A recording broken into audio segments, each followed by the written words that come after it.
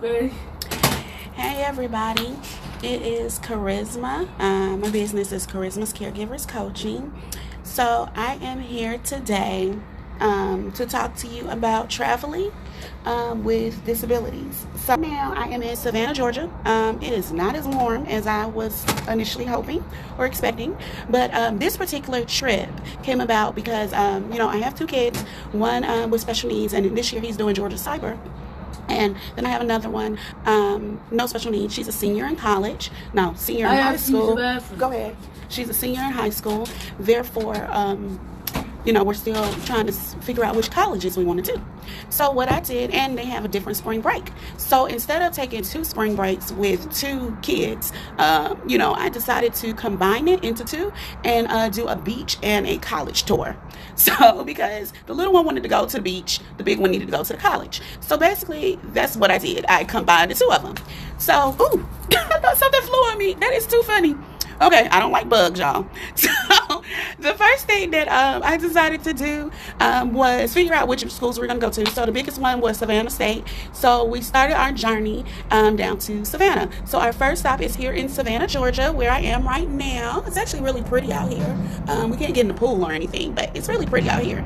So I started here in Savannah, and then we did Georgia Southern. We did a college tour there, and then we did a college tour at Savannah State University, which has a really beautiful campus. Then we went down to the river walk, because you can't go to Savannah without going to the river walk. Took the kids to the candy factory for the free pralines, and then spent about $30 on candy. And then we went to a restaurant. And so the restaurant I went to this time was Fiddler's.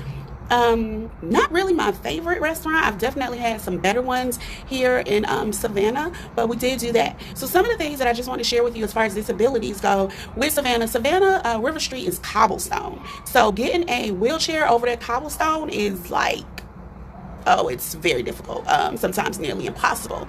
So if you have someone that can walk a little bit, even if it's just with crutches shortly, then I would recommend bringing the wheelchair and the crutches so that they can walk over the cobblestone. If you have a wheelchair only, you can still do the cobblestone, but you have to be very specific in where you walk. So the sidewalks are not cobblestone, but when you're crossing the street and when you're coming into the river walk, it is cobblestone. So you're going to probably have to take off those tilts that stop you from falling backwards. I actually removed those in Savannah.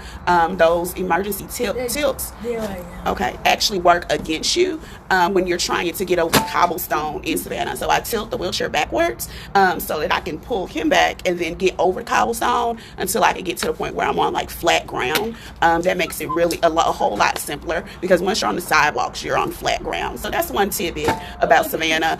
Also, you see that in Charleston, when you're dealing with the wheelchairs, the ground isn't very flat in Charleston. So that's another place where I have to take off those wheelchair tilts.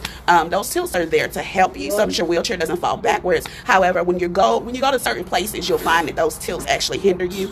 To be honest, I don't really keep the tilts on my son's wheelchair because it will hinder a lot of places that we go.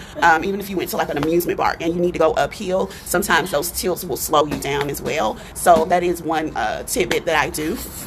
Getting ready for this trip really wasn't as difficult as some, since it is driving. Some of the things that I do is I just start the packing process the night before, start putting those items in the car the night before. I always set a time that we're planning on leaving, and I'm always like an hour late. So we were supposed to leave at 6. Left the house about 6:30-ish. I had to go to the gas station, bought some stuff, then made a second trip into the gas station because they decided they wanted more stuff before we got on the road. Once I get on the road, I only really stop at rest stops because I can get in and out at rest stops. And then I only get off the exit if, it's maybe longer than 4 hours. I need to get the kids something to eat, or I need gas, because once you get off on the exit, it just seems to take you forever to get back on the highway.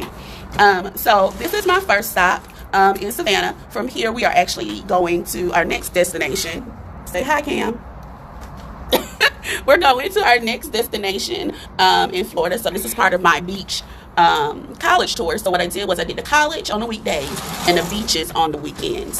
So camera stop. So we'll be going to the college, to the beach next, hoping that Florida will be warmer. But if not, we'll be going to some of the amusement park, zoos, and some other things there. So I'm gonna try to update you all like every other day and then see how this video thing works. If you like it, if you don't like it, and then we'll go from there. And of course, Cameron's in the back playing his Thomas the Train game, because you can't go on a tour or out of town without a tablet, or you in trouble. One time our tablet broke right before. I just went and bought another one, and had to do what I had to do because we can't go anywhere without this tablet. So thank y'all for joining. Go back and look at the video. Hopefully there were some good tips. If you have any questions or anything, let me know, and we will go from there. But hopefully we can get more people with disabilities traveling. I posted this comment I received. We're going to Kenya in the summer, and I got this comment basically saying, oh, Karen, you hit me in the eye. I got a comment basically saying that this wasn't the best trip for a child with disabilities.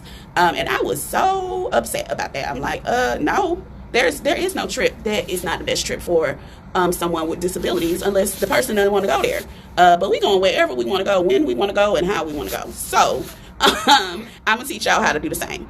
All right, bye-bye. See y'all next time. We got to sign off.